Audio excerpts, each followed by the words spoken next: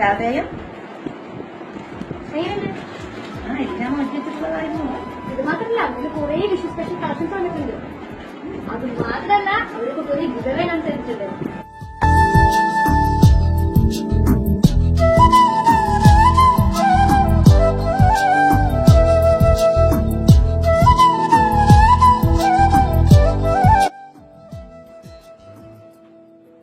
അല്ല, എനിക്ക് ഗിവവേയിൽ പാർട്ടിസിപ്പേറ്റ് ചെയ്യാനുള്ള റൂൾസ് അറിയണ്ടേ? വളരെ സിമ്പിളാണ്. ഇത് അതേ എന്ന പേജ് നിങ്ങൾ ഫോളോ ചെയ്യാം. ഇതിൽ 3 പേരെ മെൻഷൻ ചെയ്യും. അത്ര. അപ്പൊ എല്ലാവർക്കും ഹാപ്പി വിഷു.